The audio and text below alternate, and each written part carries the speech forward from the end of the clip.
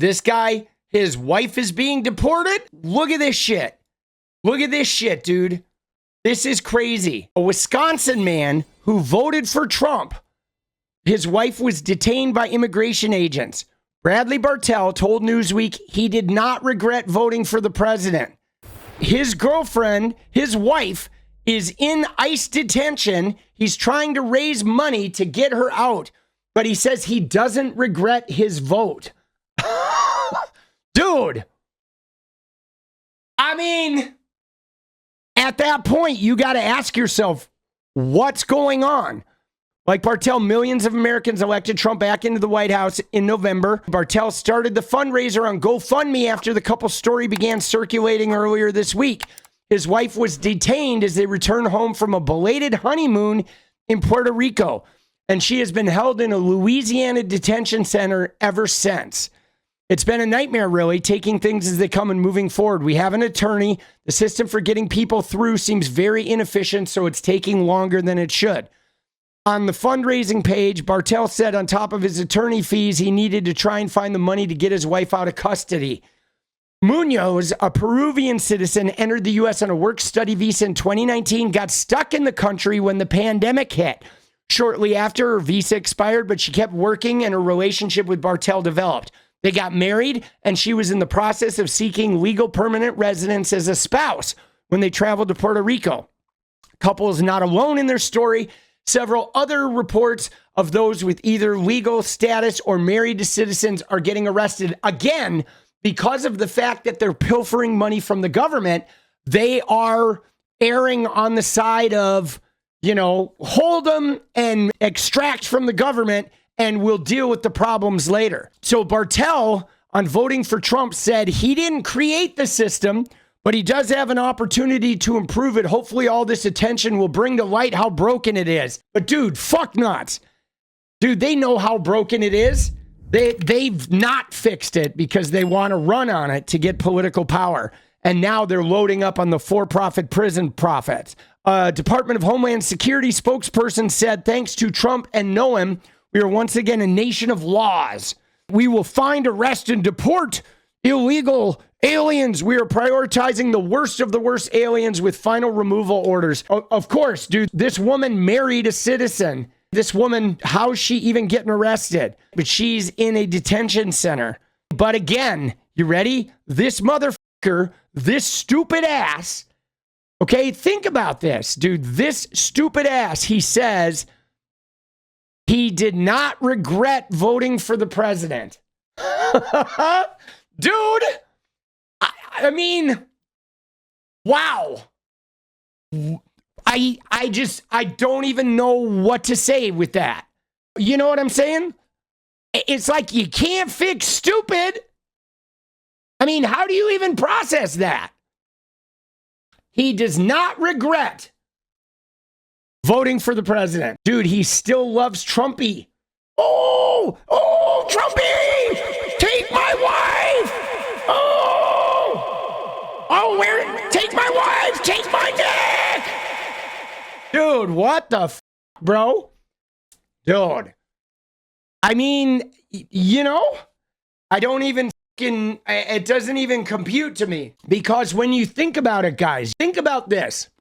If the Trump voters are so, mental, where, potentially deporting a man's wife and taking a legal person, a legal American, and just detaining her in Louisiana for a week or two or whatever, a month, however long she's in there. If that doesn't bother him, that doesn't make him regret his vote, nothing will. You know what I mean? I mean, at that point, Trump could probably come in and grab her by the, and this guy's going to be like, it's okay, Trumpy. Well, you only get 2 fingers there, bro. 3 fingers. And I'm voting for the Democrat. I mean, there's nothing. I don't think there's anything that will convert him. But if I'm her, think about her position. What would you do if I was with a woman and she voted for Trump and I got detained for weeks and I got out and she told me she didn't regret voting for Trump, I'd be out of there, bro. I would be packing my fucking bags, boss. Like, if this woman gets out of here and stays with this guy, dude, that's going to be some suspect.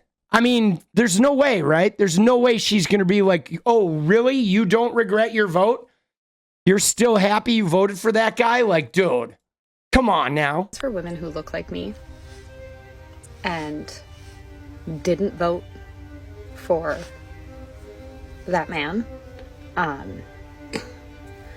when I raise a red flag to other women, like even women at school pickup for my children, when I raise concern when they're like, hey, how's your day going? And I'm like, not well, not good. Our country's in danger. Like, I'm very worried with the way things are going right now. It's making me unsettled. It's making me feel really scared and icky. And the response I get is this. Oh, I'm sorry. Really? You're scared? How are they not scared? How are the women, like, how do they look at a pussy-grabbing, adultering, bankrupting, fucking anti-trans, mass deportation, women dying of sepsis, taking away women's rights, whose wife won't even be in the same fucking room with them? How are they not worried? What woman looks at that and is like, oh yeah, sign me up for all the rapists, right? I want to go hang out with the rapists who are taking away my right to my uterus. Who fucking does that? Like, what woman in their right mind wants to hang out with a bunch of rapists who won't let her abort a baby if she gets raped? What level of mental fucking gymnastics are they doing, bro? Surely people see. Surely I'm not in an echo chamber, right? They The sure video do. of Selena Gomez crying over deportations is so fucking funny. Dude, this bitch, dude, Emily, Jesus. Bro, Emily Wilson, of course. Selena Gomez. You know what's funny about the Selena Gomez thing is everybody gave her shit because she was wealthy and whatever, she was successful, but like the people that are getting deported, like a lot of them are her heritage. That's her people. And she's like completely immune to that shit. Maybe. I mean, I don't know. Go ask that Canadian actress who spent 12 days in an ICE facility. Maybe she's not immune. But the fact that Selena Gomez is seeing her people that happening and she's, you know, kind of immune to it, but can't do anything to help. That's really hard, man. It's hard for people with feelings. Dude, for me, I fucking am practically in tears every time I pull off the freeway and I see a homeless guy like missing a finger, like begging for money. And I want so badly to like give him a shower and buy him some food and heal all his wounds and build him a house myself and like do something for that guy. And I can't.